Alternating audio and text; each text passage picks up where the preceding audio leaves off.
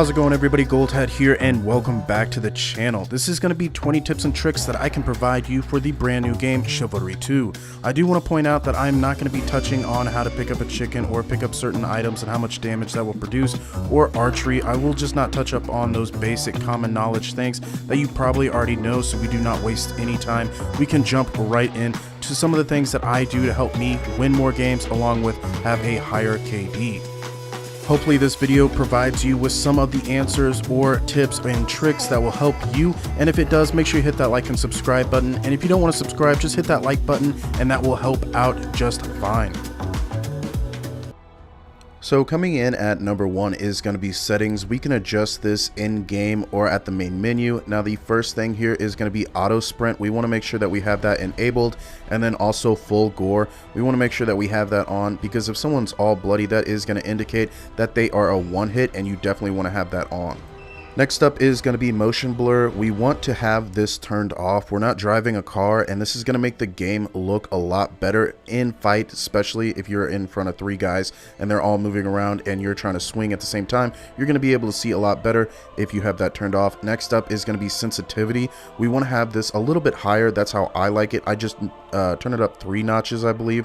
So once you do that, that is going to help your swing improve a lot more, especially if you're using the first person feature that I usually do, and that will also help you get the 360 spin that you definitely want to have with your swings. Next up is going to be armor and appearance for number 2. Now you can adjust what your armor looks like along with taking your helmet off, and if you have the special edition, you can have gold and black armor. Those are things you want to think about on what you look like in the battlefield, because that will adjust how enemies attack you. I roll with no helmet on, that is up to you, but if you don't have a helmet on or you're using the special DLC armor, you will find that people hunt you out a lot more often as if you just look default with a helmet on. See, if I put a helmet on right there, I would look more as default as if I didn't play the game as much, but you will find if you don't have a helmet on or you have special armor on, more people will hunt you out more than if you just had default on. So that is something you want to think about if you want to lay low more often or run into battle and not be noticed as much.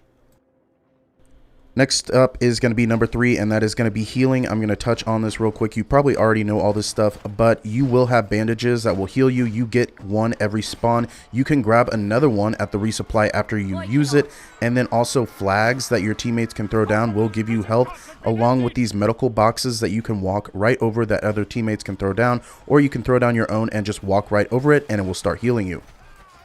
Next up is going to be castle keep equipment along with weapons. Now we all have different equipment, and we might have spike posts that we can throw down to adjust how enemies fight around us. And there are also traps around the battlefield that we can throw our secondary items or any items at, and they will drop on top of opponents.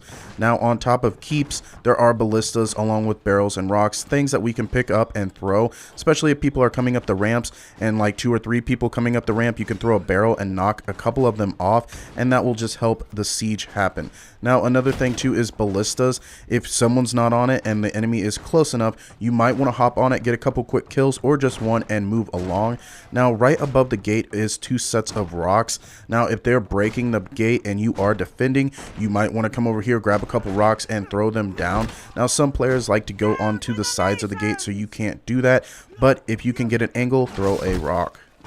But overall for this tip, use the equipment that they give you if you are defending. So if you have extra equipment around you, use that stuff instead of just running out there and doing a one-on-one that turns on to a 3-on-1 because they're spawning and you're already out there and all you did was die and respawn.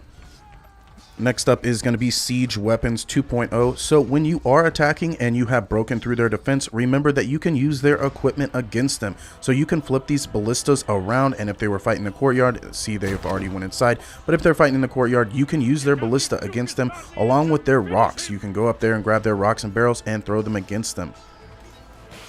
For number 6 is going to be bastard weapons. Now these are weapons that you did not spawn in with. So around any battlefield there are going to be weapons that you can pick up, just like this javelin here, or you can pick up chickens and throw them. those are weapons that we can find on the battlefield. Now, if you are not around anything that you can pick up like that, you can also pick up your opponents or your dead teammates' weapons and shields. Now, if you pick those up, they will be in full condition. But if you look at the shield right here on the ground, it does not look like it's in full condition. It's about to break, but you can actually pick that up and it will still be in full condition. It just looks busted up for the effects. But once you pick it up, it will be in full effect. Next up is going to be OBJ. So you are going to be defending or storming castles in some of the game genres here. Now for the OBJ, if you are breaching gates or you are attacking the siege, you want to keep in mind to be part of the OBJ, because that is how you are going to win, along with put you around enemies that you can kill to get a high kill game along with wins, so you have a better time. Now, every spawn I like to contribute something to the OBJ and then go back to killing enemies that are around the OBJ, so other people that are coming in or just playing OBJ strictly can have an easier pass to get in there and do what they need to do. And overall, seeing objective complete and winning games is going to make you have a better time in this game, because no one likes to lose. So number 7 OBJ is going to bring us into number 8, which is going to be defend OBJ. So if you are playing objective and you are defending, the areas that you want to be is around the OBJ, because the enemies are just going to come to you instead of you just running out to enemies to get kills, and then before you know it, you're in a 4-on-1 because they're just spawning and you're out in the battlefield and no one else is around you. So keep in mind, the enemies will come to you if you're defending the prisoners or defending the gate or defending the keep, and that way you can get an easy kill and you can move on to your next target. As you can see here, other enemies are just spawning in, and it's not 3 or 4 at a time, it's just one coming up at you, and you can easily clear them out instead of having 3 people on you at once. Next up for number 9 is going to be changing teams. Now this might be useful to you if you've been playing a couple games as Red Mason or Blue Agatha. It's up to you if you want to change and just keep that color, so you're never having to, every time you play a game, have to figure out, alright, are we attacking blue or red? That might come in handy if you want to keep one color. For number 10, I do want to throw a cheesy one in here, but it is important, and this is something we're going to touch on before we get into fighting technique, and that is to have fun, and that is having fun with your character class. This is an RPG game, and you should be having fun while you're playing it, but you do want to choose a class that you are good with, but you also have fun with at the same time. Instead of picking a class that you're not good with and you're trying to get better, that's not really going to bring you a good time. You want to do something you dominate with if you're having a good time when you win, and that way you can win more games, get more kills, and you're having a good time overall playing an RPG.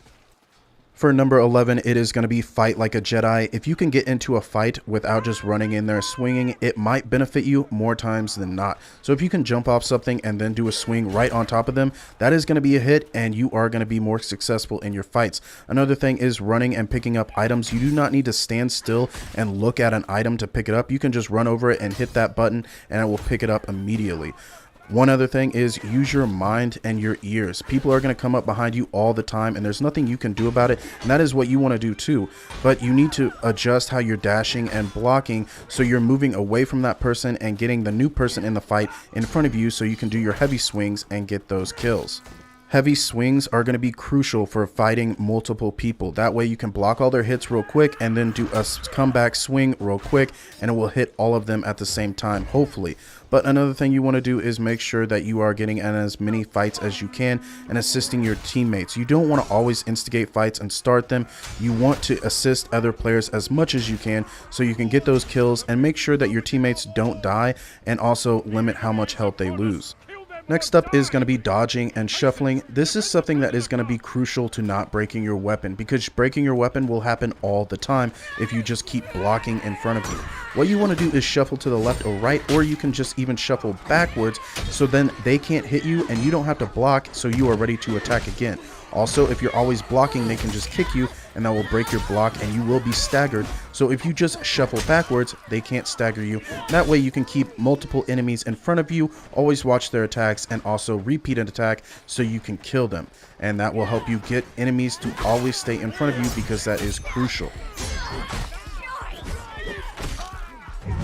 Next up for number 13 is going to be weapons and class. So when you change a class, you're going to have this page here with Knight, Footman, Vanguard, and Archer. And at the top right, you're going to have your life total along with your movement speed. And it will also show you your equipment and your special. Now equipment can be changed. Instead of just having a spike post, you can have a bear trap in some of the classes. But also at the top left is going to be your weapons and your primary. This is what you want to focus on picking the right weapon for you if you are going to be a Vanguard, a Footman, or a Knight. So weapons are going to be broken down with damage, reach, and speed. Something to think about here is damage does not matter on the primary. Every weapon is going to do good enough amount of damage for the Knight, Footman, or Vanguard.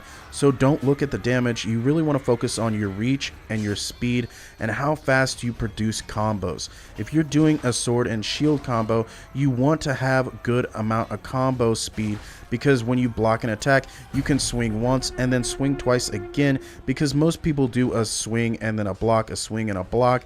But if you do 2 of those attacks right after you have blocked them, the second one will land more times than not. But your reach, if you're right in front of somebody and you're not hitting them, that is because your reach is not good enough.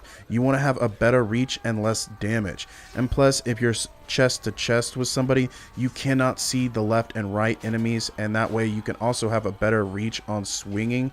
So those are the things that you need to think about when you are picking your weapon. Number 14 is going to be the Knight. I am going to show you the sword and shield combo. Having a shield is going to help you a lot get those combos and your first attack in there. But as you can see here, we're right there and we do not have a reach, and sometimes the swing time is a little bit longer. I am going to show you this fight right here. So when we get in here, we want to make sure that we hit with our shield so we have a block, and then we can move right in with a hit and then dash back out. That is how we can use the Knight, keep people in front of us and never have anybody to our back, but we're always blocking and dashing, and we're getting the hits in where we can. And with the reach, if you have a good reach with the Knight, you can get a better swing in there to hit multiple enemies at the same time.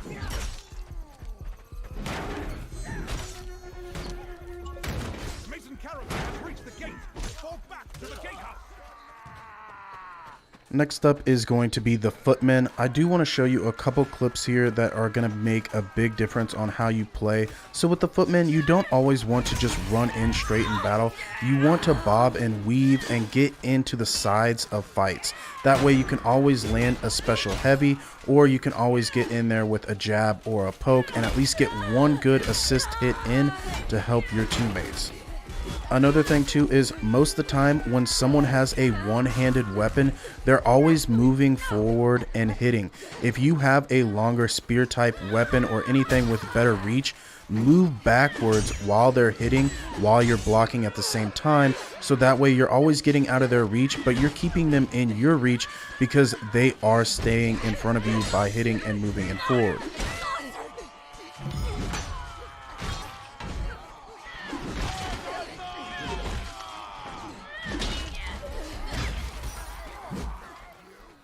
Next up is going to be side attacking, kind of like what I touched on, and I'm just going to elaborate a lot more here, is watch how I get into fights and I'm just staying to the sides. I'm not going head on, I'm just getting somebody, moving into another fight and continuing assisting people, but also getting kills and hitting from the side. I like to just get involved with as many fights as I can. If I see 2 of my teammates on one person, I'm not going to go fight that one person. I'm just going to go get on somebody else's back and hit them, and that way we can get assist, kills, and we are clearing out the OBJ. This way, if we are not the center of a fight where everybody wants to fight us, we can step back and get some heals, we can put a bandage on, we can go get more arrows if we're not the center of a fight, any of those types of things. Another thing here is if you are down, do not get up. You can still hit, and if you hit 2 times, you can press that button and you will be right back up. You can retreat a little bit, put some more HP in, and you are ready to go back out and fight. Next up is Boomerang. Now this can be something that will help you a lot and also help your teammates if you are in a battle and you just keep getting enemies on you. So what you can do is you can get into a fight, and as you can see here, I got a couple guys in front of me. Now what we can do is we can move out of that fight and then just flip back around and come in it one more time. That way your enemies will overextend because they think they're only fighting one more person, and you are back into the fight fighting again. So the last couple things that I want to talk about is the running special attack. Now, as you can see, when you are running, you will have two bars in front of you, and you can sometimes tackle on some of the characters, but the other one is going to be a special running attack. Now, that is something that you want to enter battles with if you can. So as you can see here, we're just going to keep running backwards and getting back in the fight, use our special attack, and then move right back out. And that is the U-turn. That's what I like to call it, because we're getting in the fight, then we're moving right back out of it where it looks like we're fleeing and they might overextend, and we're just coming right back in there immediately with another special attack. This will also prove useful if you are coming in on the sides to do a running special attack. Now, something else that is very important to note is you see how I just got tackled. If you get tackled and you are on the ground, if you dash backwards 2 times, just keep pressing that button real quick, you will get up faster if you just didn't do anything and you were moving backwards. But overall, with the U-turn, you do need to charge up your run in order to do it. So that's how I like to just get that run real quick and get that back. And then you can use your special attack and go right back in, and also kind of manipulate them and thinking you're running away, but you're right back in it. And that's going to sum up my 20 tips and tricks that I have today for this brand new medieval game that is so amazing. If this video has been helpful, make sure you hit that like and subscribe button. If you have any questions at any time, feel free to drop a comment down below, or you can hit me up personally on my Instagram. The link is in the description box, and I'll see you guys next time. Gold Hat signing off.